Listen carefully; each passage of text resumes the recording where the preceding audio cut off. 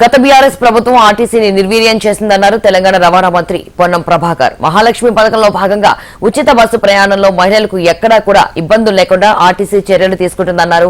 Auto డ్రైవర్ల విషయంలోనూ ప్రభుత్వం సానుకూలంగా ఉందన్నారు. మహాలక్ష్మి పథకాన్ని తొలగించేది లేదన్న పొన్నం ప్రభాకర్ తో మా ప్రతినిధి RK face to face. Mahalakshmi పథకానికి అనూహ్య స్పందన అయితే వస్తుంది. ఊహించిన దానికన్నా రెండింతలకు పైగానే స్పందన వస్తుండడంతో ఆర్టీసీ అధికారులు ప్రత్యేకమైన ఏర్పాట్లు అయితే చేస్తున్నారు. మరోవైపు పండగ సందర్భంగా కూడా ఎలాంటి ఏర్పాట్లు చేయబోతున్నారు, ఆటో డ్రైవర్లకు ఎలాంటి న్యాయం చేయబోతున్నారు, ఈ విషయాలన్నీ కూడా రవాణా శాఖ మంత్రి పొన్నం ప్రభాకర్ గారు ఉన్నారు. ఆయన అడిగి ఒక్కసారి తెలుసుకునే ప్రయత్నం అయితే చేద్దాం.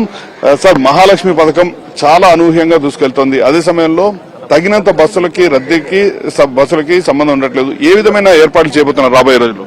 మహాలక్ష్మి ప్రారంభించే రోజు చెప్పినాము, దీని మీద సమీక్షించుకుంటాం.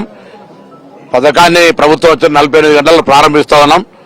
ఆనాడు గత ప్రభుత్వం చేసిన నిర్లక్ష్యం వల్ల ఆర్టీసీ నిర్వీర్యం అయినప్పటికీ కూడా ఎక్కడ కూడా ఇబ్బంది రాకుండా ఆర్టీసీ యాజమాన్యం ఈ కార్యక్రమం విజయవంతంగా నిర్వహిస్తుంది. సో అందులో ఉన్న లోటుపాట్లను సవరించుకుంటాం. ఈ పథకం రాబోయే 5 సంవత్సరాలు సజావుగా సాగే విధంగా చర్యలు తీసుకుంటాం. అవి నూతన బస్సులు కావచ్చు, బస్టాండ్ల సౌకర్యం కావచ్చు, ప్రయాణికులకు ఇబ్బంది లేకుండా ఉండే అన్ని రకాల చర్యల్ని.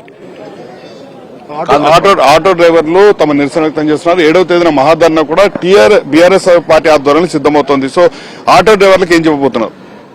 ఆటో డ్రైవర్లకు సానుకూలంగా ప్రభుత్వం ఉంది. తొందరపడి ప్రతిపక్ష చక్కర్లు రాకండి. మీ పట్ల మాకు సానుకూలత ఉంది.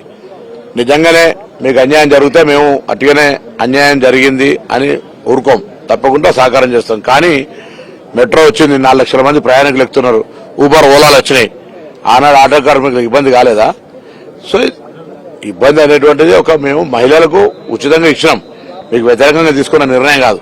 కాబట్టి మీకు అట్లా ఆ ప్రక్రియ వల్ల నష్టపోతే మేము ప్రభుత్వం మాట్లాడడానికి సిద్ధంగా ఉన్నది. ఏదైనా మంచి సలహాలుంటే బిఫోర్ 7th రండి, తీసుకురండి.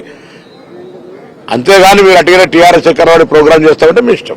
సార్, ఇప్పుడు పండగ వస్తుంది. ఈ పండగ సమయంలో ఆర్టీసీ విపరీతమైన రద్దీ ఉంటుంది. సో ఇలాంటి పరిస్థితుల్లో మహిళలకు ప్రత్యేక అంటే ఈ వారం రోజుల పాటు కొనసాగుతుందా, లేకపోతే దాన్ని ఆపుతారా? ప్రభుత్వ పాలసీ మాట్లాడదాం.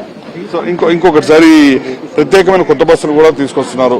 అందులో ఎక్కువ కూడా ఎక్స్ప్రెస్ అవే ఏర్పాట్లు చేయడం జరుగుతుంది. 1000 బస్సులు, మీరు 1000 బస్సుల్లో అన్ని కేటగిరీలు ఉన్నాయి, టాప్ టు బాటం. దాంట్లో ఎక్కడ కూడా సింగిల్ కేటగిరీకి ఉన్నాయి లేవు.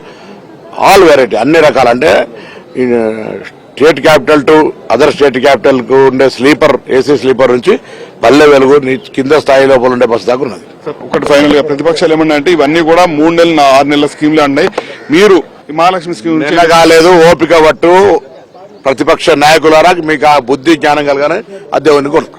మొత్తానికైతే పొన్నం ప్రభాకర్ గారు చాలా స్పష్టంగా చెప్తున్నారు. మహాలక్ష్మి పథకాన్ని ఎట్టి పరిస్థితుల్లోనూ తొలగించేది లేదు, అలాగే ఏ స్కీమ్ ను కూడా తొలగించే ఉద్దేశం కాంగ్రెస్ ప్రభుత్వానికి లేదు అంటూ కూడా చాలా స్పష్టంగా చెప్తున్నారు. Video journalist Srikanth, RK, HM TV.